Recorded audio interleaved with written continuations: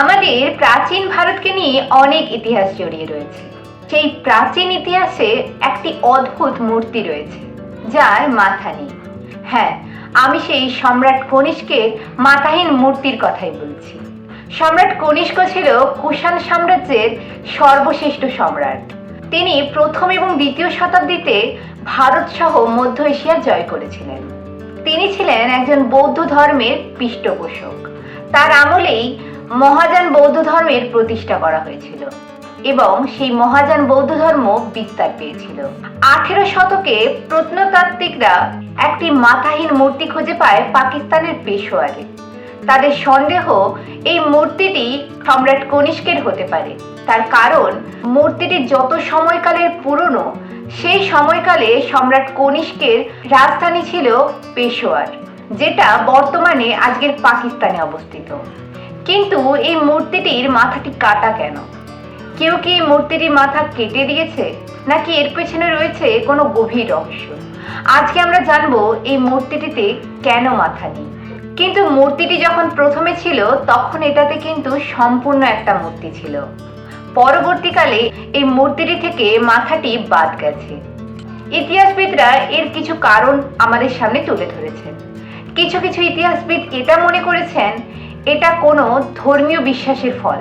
সম্রাট কনিষ্ক ছিলেন একজন বৌদ্ধ ধর্মের পৃষ্ঠপোষক। তিনি বৌদ্ধ ধর্মে বিশ্বাসী ছিলেন।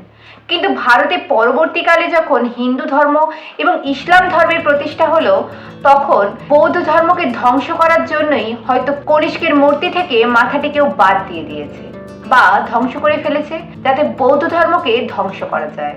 এটি তারই একটি প্রতীক হতে পারে বলে অনেক ইতিহাসবিদদের মত। আরেকটি কারণ কিছু কিছু ইতিহাসবিদরা বলেছেন ইসলামিক শাসন। যখন ইসলাম ধর্ম ভারতবর্ষে প্রতিষ্ঠা হলো, তখন অনেক ইসলাম ধর্মে বিশ্বাসী মানুষেরা মূর্তি এবং মন্দির ধ্বংস করতেছিল। তাদের মতে কোনো মূর্তি পূজা কিংবা কারো মূর্তি রাখা সেটা তাদের ধর্মে হারাম বলে মানা হয়। তাই হয়তো তারা কনিষ্কের মূর্তি থেকে মাথাটি বাদ দিয়ে ফেলেছে। এর আরেকটি কারণ ইতিহাসবিদরা দাবি করেছেন হয়তো রাজনৈতিক প্রতিহিংসা। মানে সম্রাট কনিষ্কের পরে যারা রাজা হয়েছেন তারা হয়তো সম্রাট কনিষ্কের কোনো স্মৃতি রাখতে চাননি, কিংবা তাদের ক্ষমতা দেখানোর জন্য আগের সম্রাটের মূর্তি থেকে মাথাটি কেটে বাদ দিয়ে দিয়েছে।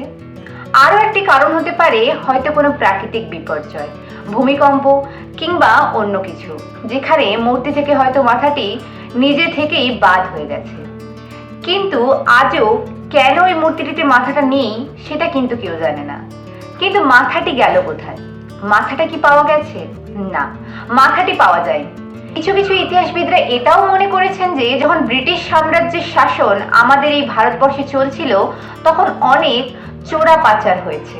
অনেক ভারতবর্ষের জিনিস ইউরোপের মাটিতে চলে গিয়েছে।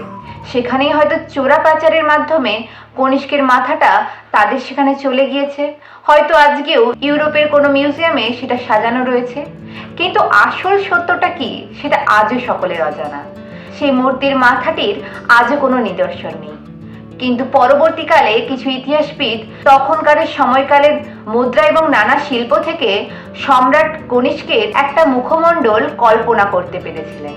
তাই সেই কল্পনা ভিত্তিক একটা মুখমণ্ডল সম্রাট কনিষ্কের বানানো হয়েছে। কিন্তু সেটাই যে আসল তিনি ছিলেন তার কিন্তু কোনো প্রমাণ নেই। তাই সম্রাট কনিষ্ককে আসলে কেমন দেখতে ছিল সেটা আজও কেউ বলতে পারবে না। ইতিহাসের পাতায় এখনো সম্রাট কনিষ্কের সেই মাথাহীন মূর্তি আমরা দেখে আসছি। কিন্তু এই মাথাহীন মূর্তিটা শুধুমাত্র একটা ইতিহাস নয়, এটা একটা সাম্রাজ্যের পতন, একটা সম্রাটের অপমান, এটা একটা রাজনৈতিক সাম্রাজ্যের ধ্বংসের প্রতীক। আপনাদের কি মতামত? সত্যি কি এই মূর্তির মাথাটি কেউ কেটে ফেলেছে নিজের বিদ্বেষ দেখানোর জন্য কিংবা ক্ষমতা প্রতিপালনের জন্য, নাকি কোনো প্রাকৃতিক কারণে সম্রাট কনিষ্কের মূর্তির মাথাটি ধ্বংস হয়ে গেছে? আপনার মতামতটি অবশ্যই কমেন্টে লিখুন। আমাদের প্রাচীন ভারতের ইতিহাস জুড়ে রয়েছে বহু রহস্য। সেই প্রতিটা রহস্যময় ইতিহাস এক এক করে জানতে হলে অবশ্যই চ্যানেলটিকে সাবস্ক্রাইব করে পাশে থাকুন। দেখা হবে নতুন কোনো ইতিহাসের পাতায়। নমস্কার।